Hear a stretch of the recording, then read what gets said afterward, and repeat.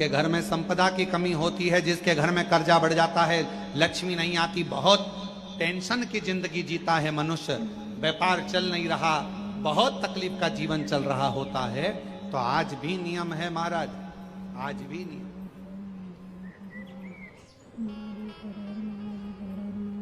कि सोमवार शुक्रवार ये 2 बार ऐसे हैं, इन 2 बार को यदि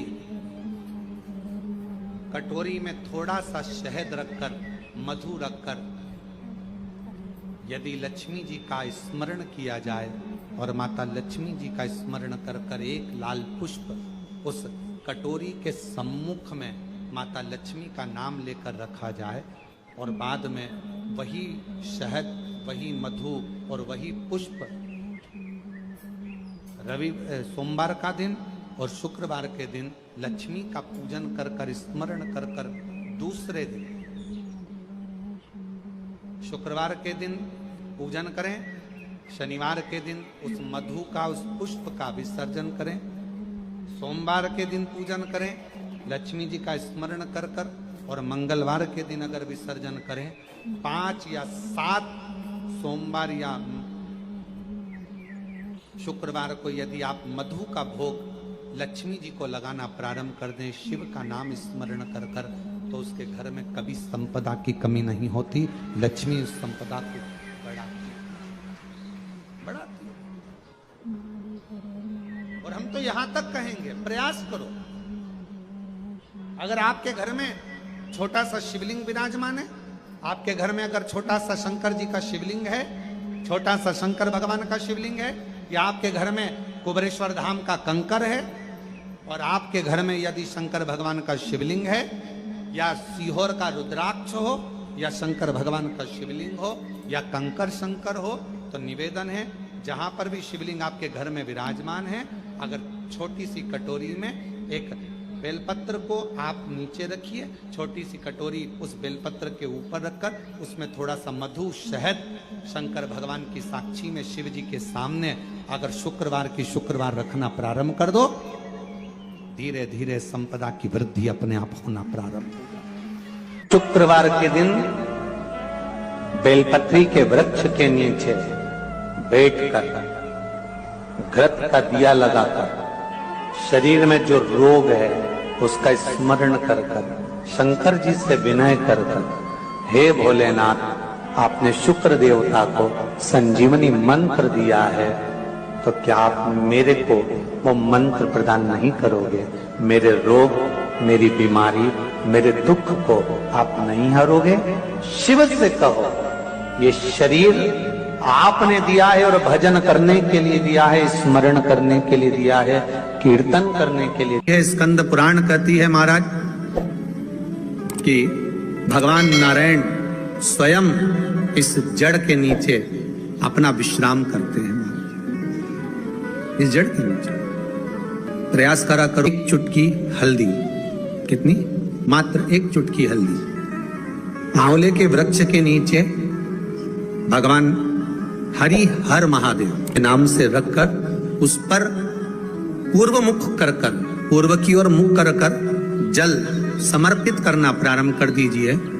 आप अगर प्रयास करेंगे, शुक्रवार की शुक्रवार करें, या नवमी की नवमी करें, अष्टमी की अष्टमी करें, प्रदोष की प्रदोष कर लें।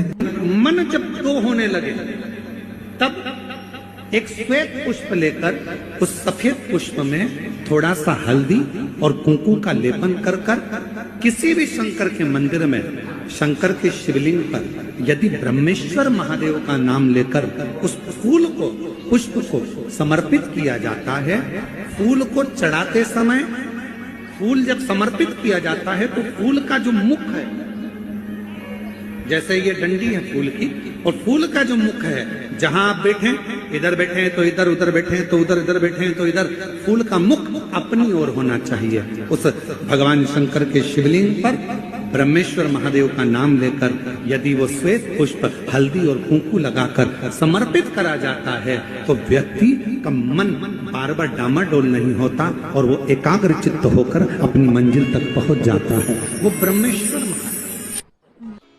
एक पात्र में जल और दूध ले लीजिए। शुक्रवार का दिन, तो कहोगे गुरुजी ये कथा कहाँ से निकाल के लाए हो? तो विष्णु पुराण में से आप उसको स्मरण कर सकते हो। काय में से? विष्णु पुराण में से। एक पात्र में देसी गाय का दूध, जल उसमें रखकर, और आपके यहाँ अगर लड्डू गोपाल हो, यदि आपके घर में ठाकुर जी हो, लड्डू गोपाल हो, विष्णु जी का कोई स्वरूप हो, श्री हरि का कोई स्वरूप हो, तो उस पर शुक्रवार के दिन आप संध्या के समय पर दुर्वा डालकर, उस दुर्वा से अगर लक्ष्मी जी के नामों का 108 बार उच्चारण कर कर, घी का दिया लगाकर, कैसर के चावल साथ में रखकर, केवल उस जल का और दूध का मात्र छींटा देते हो, तो उसके घर में कभी लक्ष्मी की कमी नहीं आ सकती, संपदा बढ़ती चली जाती है। 108 बार लक्ष्मी के नाम का मात्र उच्चारण कर लेने पर, भगवान विष्णु के चरणारविंद पर, भगवान विष्णु के चरणों पर केवल उस दुर्वा का, जल का, दूध का सींचन कर देने से भी लक्ष्मी की वृद्धि होती, लक्ष्मी देती, दुर्वा बढ़ती है। और दुर्वा का एक बहुत सुंदर गुण है महाराज, बहुत सुंदर गुण है दुर्वा का। जहां पर उसके भीतर गांठ आती है ना, वहां से 2 रास्ते बना देती है। बोलो बनाती कि नहीं बनाती? कभी दुर्वा देखी होगी आपने। जहां गांठ आई वहां 2 रास्ते बनाएगी, फिर गांठ आई फिर 2 रास्ते बनाएगी, फिर गांठ आई फिर 2 रास्ते बनाएगी। दुर्वा का क्रम ऐसा है कि हम भगवान को दुर्वा क्यों देते हैं, उसका कारण यह है कि मान लो हे परमात्मा, हे शंभु, हे गणेश, हे प्रभु नारायण, अगर मान लो मेरा एक रास्ता चलते चलते गांठ पड़ जाए, एक रास्ता मेरा बंद हो जाए, तो वहां से मेरे दूसरे रास्ते खोल देना। इसलिए दुर्वा भगवान को समर्पित करी जाती है। दुर्वा को समर्पित करने का क्रम ही यही है कि मेरे मार्ग खुल जाए, मेरी राह खुल जाए, मेरा मार्ग चारों तरफ खुलता चले। दुर्वा नीचे की ओर चलते चलते मार्ग खोलती चली जाती है।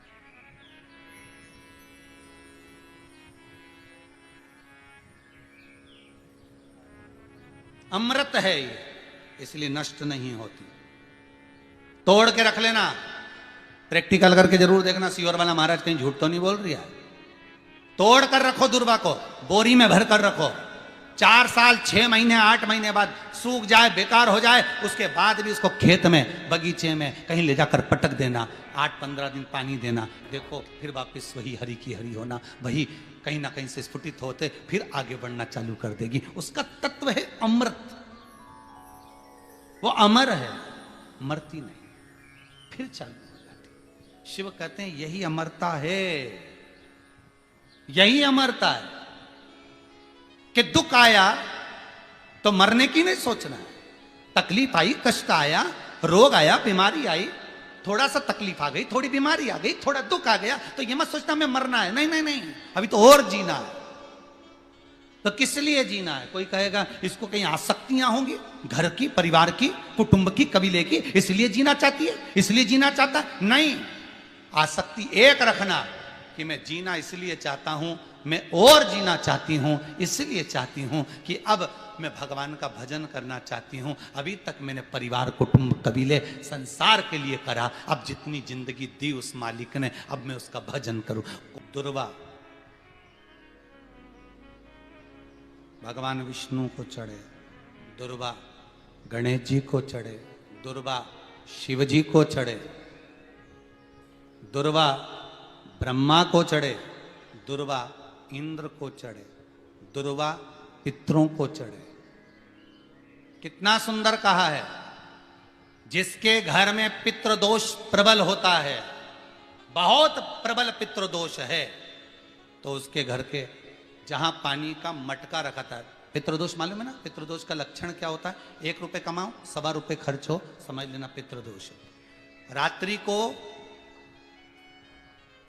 सो गए तुम, बड़े चक नींद आ गई तुमको, बहुत प्रेम से सो गए, सोने के 1.5 घंटे या 2 घंटे बाद तुम्हारी नींद खुल जाए और कम से कम आधे घंटे तक तुमको भूख लग रही हो, समझ लेना पितृदोष।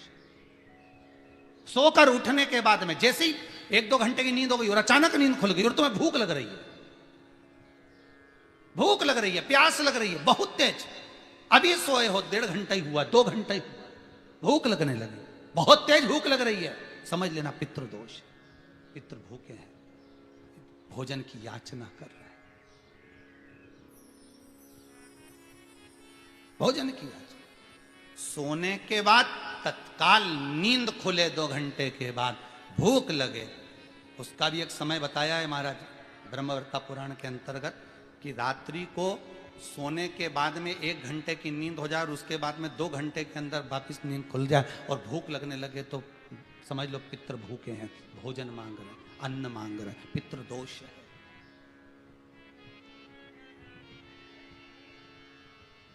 पितृदोष का कुछ कुछ वर्णन किया गया है। घर में एक पात्र के चक्कर में, एक बेडशीट के चक्कर में, एक सामान के चक्कर में विवाद हो रहा है तो समझ लो पितृदोष है। 1 रुपया कमाया 1.25 खर्च हो रहा है, पितृदोष है। घर में एक बीमार, दूसरा फिर बीमार हो गया, तीसरा फिर बीमार हो गया, एक ठीक हुआ, एक बीमार हुआ, पितृदोष है। पितृदोष का भाव तो उसके लिए करना क्या है? शिव महापुराण की कथा कहती है सुंदर, गणेश जी का चरित्र वर्णन करता है स्कंद पुराण कहती है, विष्णु पुराण कहती है कि दुर्वा 21 दुर्वा की गांठ बनाकर, 7 गांठ 21 दुर्वा की बनाकर जो अपने पितरों का मटका, मटका मतलब परिंडा, हंडा जो भी पानी का भरते हो, उसके नजदीक में मात्र एक कटोरी में चावल रखकर उसमें अगर दुर्वा रख देता है तो मात्र 5 या 7 दिन में पितृदोष समाप्त होना प्रारंभ हो जाता है। उसके घर में लक्ष्मी की वृद्धि होने लगती है, सुख शांति अपने आप आने लगती है, उसका क्लेश समाप्त हो जाता है। दुर्वा में वो गुण है जो पितृ भी उसका भाग अमृत तत्व प्राप्त करना चाहता, अमृत देना चाहता। और सरल भाषा में समझिए, जिसकी फैक्ट्री नहीं चल रही हो, फैक्ट्री में बार बार कुछ तकलीफ आ रही हो, गाड़ियां नहीं चल रही हो, 4 व्हीलर गाड़ियां ले रखी हैं, कभी ट्रक गड़बड़ हो रहा है, कभी ट्रक में ये हो रहा है, कभी गाड़ी में ये हो रहा है, कभी बस में ये हो रहा है, बस एक काम करना है, दुर्वा का थोड़ा सा भाग लेकर पानी के लोटे में उसको डालकर 5 अक्षत के दाने उसको पटक कर उस गाड़ी के अंदर उस कलश को रख दो, बस आधे घंटे के लिए, और उस पानी को चक्के के चारों तरफ डालते डालते जाइए दुर्वा के साथ में, तकलीफ नहीं देगा। फैक्ट्री का भी यही प्रमाण है। दुर्वा में वो अमृत तत्व छुपा है जिसका सुख आनंद दे जाता है, आनंद। शिव पुराण कह रही है महाराज, दुर्वा का एक नाम और है, उसका नाम है अमृत जन्मा। क्या नाम है? अमृत जन्मा। दुर्वा का एक नाम और है। मारवाड़ी लोग इसको ध्रुवी बोलते हैं, ध्रुव बोलते हैं। दुर्वा का वो सुख, शंकर भगवान गौ माता दूध की धार लगाती है, इसलिए दुर्वा का दूध से बड़ा मिलन है, बड़ा आनंद है, बड़ा सुख है। कोई भी ग्रह अनुकूल नहीं है, सब बेकार चल रहे हो, सब प्रतिकूल चल रहे हो, दूध के पात्र में दुर्वा डाल लो, पीपल के वृक्ष के नीचे चढ़ा कर आओ, राहु केतु शुक्र शनि जो भी गड़बड़ है सब सुधरना चालू हो जाता है। दुर्वा का वो सुख। जिस नदी में स्नान करो, तीर्थ में जाकर उस नदी के पास में कोई बगीचा लगा हो, वहां की दुर्वा को तोड़कर स्नान करते समय नदी में मात्र विसर्जन कर देने पर पितरों को पिंड पहुंच जाता है।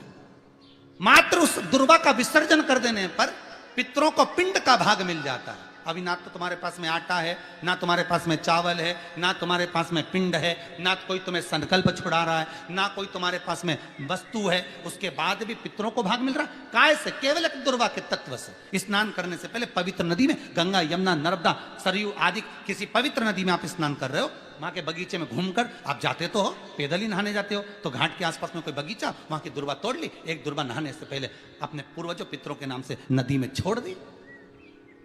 फूल तो छोड़ते ही हो, दिया भी छोड़ते हो, बस एक ही चीज नहीं छोड़ते, वो दुर्वा, और वो ही काम की, वही काम की। तुम कुछ छोड़ो ना छोड़ो, एक दुर्वा का भाग छोड़ दिया, वो पितरों के लिए सुख प्रदान करने। शिव पुराण कह रही है महाराज, देवताओं को अमृत कितनी बार मिला? 1 बार।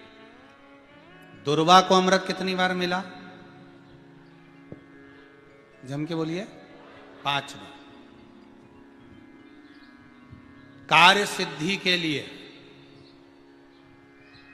5 दुर्वा गणेश जी को चढ़ाई जाती है, आज भी नियम।